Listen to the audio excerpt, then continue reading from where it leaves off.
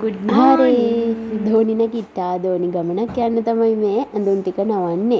ඉතින් කොළඹ කැම්පස් එකේ අධ්‍යාපන පීඨයේ ශිෂ්‍ය සංගමයෙන් සෙමින එකක් කරනවා ඕ ලෙවල් ළමයින්ට. ඒකට යන්න තමයි මේ රෙඩි වෙන්නේ. ඇඳුම් නවන එක තරම් එපා වෙන වැඩක් තවත් නෑ අප්පා. මේව කොහොම හරි දාගෙන යන්න බෑ. ඔක්කොටම කලින් කාලා ඉන්නත් ඕනි. ඉතින් ඔහොම කාලා හරේ ඔන්න ඔය විදිහට තමයි අපි රෙඩි උනේ. මට කොටුවට යන්න පැයක් විතර යනවා. හරි කොටුවට ගියාට පස්සේ වීඩියෝස් ගන්නුන්නේ නැහැ අපේ කට්ටිය පරක්කු වෙලාවේ පිරිමි ළමයි ටික මර දාන්නේ නැන්ගේ මම නැත්තම් මෙයාලට ෂීටුත් නැහැ මම කොහොම හරි ෂීට් ටිකක් අල්ලගත්තා. ඉතින් මගදී අපි ඔක්කොම එක තැනකට එකතු වුණා. මේ ඉන්නේ අපි. ඔහොම යද්දි තියෙන ලස්සන පරිසරයක් තමයි අපි පහු කරගෙන ගියේ. අපේ නවාතැන්පල උනේ අලව්වෙන් බැහැලා තව දුරක් යන්න තිබුණා. මේ යන අතර මගේ ඉතින් අපි සින්දු කිව්වා hina වුණා. ඔය වගේ දේවල් කර කර අපිට පරිසරයේ ලස්සනක් බල මෙන්න මේ රවුම තමයි අපි ගියේ. ඉතින් ඔහොම දිගට යමු මාත් එක්ක. පැය දෙකක වගේ ගමනකින් පස්සේ ඉතින් ඔන්න අපි යන්තම් අපේ අලව්ව හොයාගත්තා. ඔන්න ඉන්නවා අපි. ඔහොම ඉඳලා පළවෙනි දවසේ අපි ඔක්කොටම එක තැනක ඉන්න බැරි වුණා. ගෑන් ළමයි ටික වෙන තැනක, පිරිමි ළමයි ටික වෙන තැනක තමයි ඉඳියේ. ඉතින් මේ අපි ඊළඟ දවසේ පාඩමට රෙඩි වුණු හැටි. මද සුළඟයි මේන්නේ මගේ පුතා නැලවෙන්නේ දොහියන්නේ ලස්සනට එන්නේ අපි දවස් ගාණක් ඉඳපු ඉස්කෝලේ. අයිස්ක්‍රීම් වාහනයකුත් එනවා ඇතින්. අපේ මේ කවුද රිදම බයිසිකල් පදිනවා. බ්ලොග් එක කරන එක නවත්තලා තිබුණේ. හැබැයි මේ දවස් දෙකේ මතක අත්දැකීම් එක්ක ආයෙම මට මේක කන්ටිනියු කරන්න හිතුණා. අපි ආවේ මෙන්න මේ බෝඩ් එක පේනවද? මේක සූම් වෙන්නේ ඉන්න මම කියන්නම්. ආවේ වයඹ පළාතේ ගිරිඋල්ලේ ගලිගම මහවිද්‍යාලයට. මෙන්න මෙතනින් තමයි ඉස්කෝලේ එන්ට්‍රන්ස් එක තියෙන්නේ. ඉතින් ආපු දවසේ ඉඳන් අපි දවස් 3ක් ඒ කියන්නේ රැයවල් 2ක් මේ ඉස්කෝලේ ගෙවුවා. හරිම ලස්සන මතක ටිකක් එක්ක දවස් 2 පුරාවට 2025 ඒ කියන්නේ තව සති 2කින් විභාග ලියන්න ඉන්න ළමයි වෙනුවෙන් අපි සබ්ජෙක්ට් 5ක් ඉගෙනුවා. ඔයාලට පේනවනේ මේ ඉස්කෝලේ හරිම ඒ කියන්නේ කිසිම දෙයක් ආටිෆිෂල් නැහැ. හැමදේම ස්වභාවික දේවල් ගොඩක් ගමේ ඉස්කෝලවල මෙහෙම තමයි ඉස්කෝලේ හැදිලා තියෙන්නේ. ඉතින් මේ ඉස්කෝලේ ඉන්න ගමන් අපි යාලට කැම්පස් එකට එන්නේ කොහොමද? කැම්පස් එකට අවිලා කරන්න තියෙන මොනවාද? ඉගෙන ගන්න විතරද තියෙන්නේ?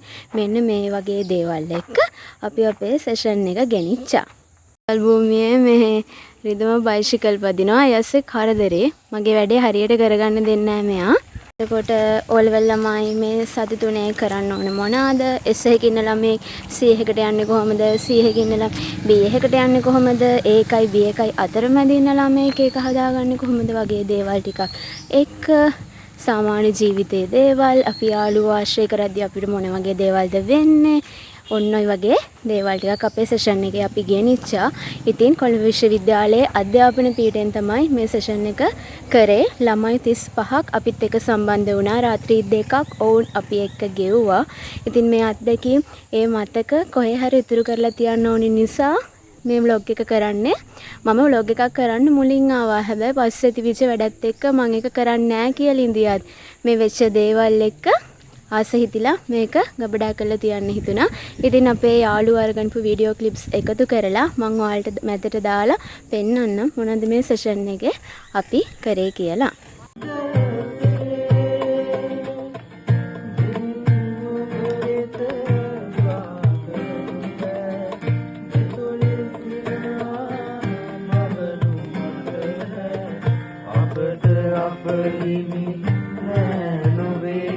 දැන් අපි ගම්වල ඉගෙන ගන්න ළමයි අපිට ගොඩක් සල්ලි නැහැ. එතකොට මේ දේවලුත් එක්ක අපේ පෞල් සංස්ථාවන් වෙනස් කරගන්නේ කොහොමද?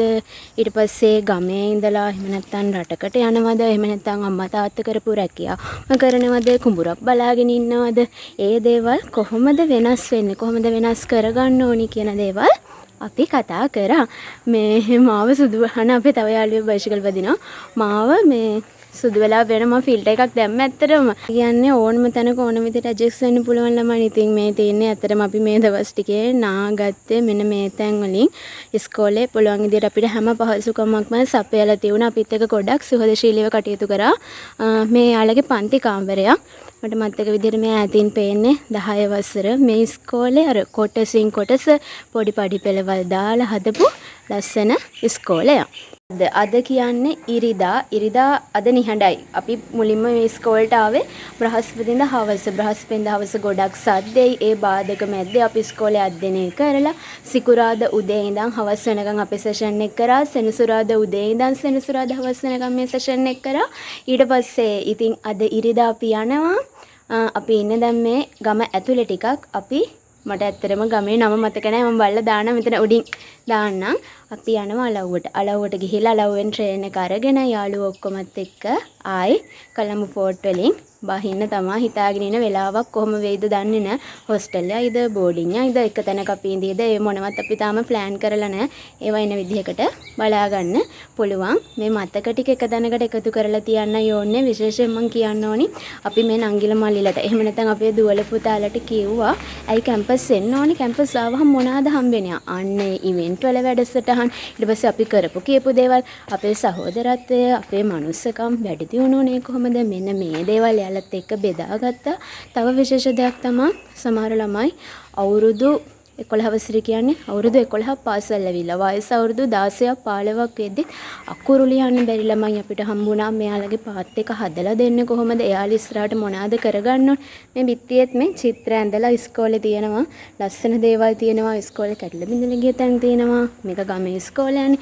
ඉතින් මේ විදිහට අපි මේ දවස් ටික ගෙවා ගත්තා.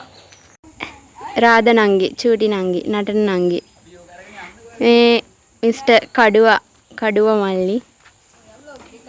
ඔව් එයා අහන vlog එකක්ද කරන්න කියලා. මෙන්න මේ මූණ මෙහෙම ලොකු කරලා මම පෙන්නන්නම් ඔයාලට.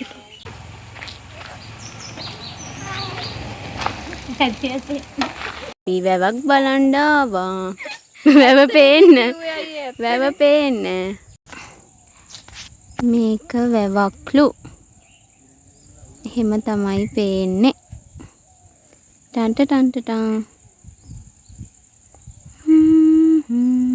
පැමිණෙන ඔබගේ ජීවිතයේ පළමු කඩේ විභාගය අප සාමාන්‍ය පෙළ විභාගයේ ඉතාමත්ම ඉහළ අන්තිම දවස් ඉතින් හැමෝම අදහස් දැක්කුවා මේ වහගෙන ඉද්දි අපිටත් දුකයි. එහෙම තමයි ඉතින් මේ ජීවිතේ.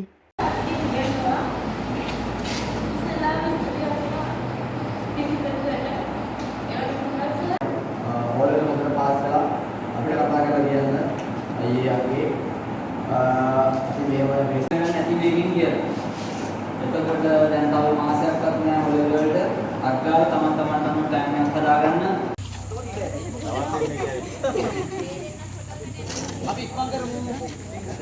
යාළුවනේ අපි යනවා ඔක්කොම අකුලගෙන අලව්වෙන් ට්‍රේන් එක 3:50.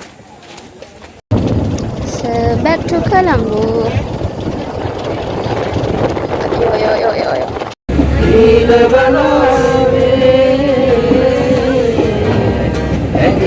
කතාව අක්සාගෙන මරලා නාද පොටක් ගෙලේ වදින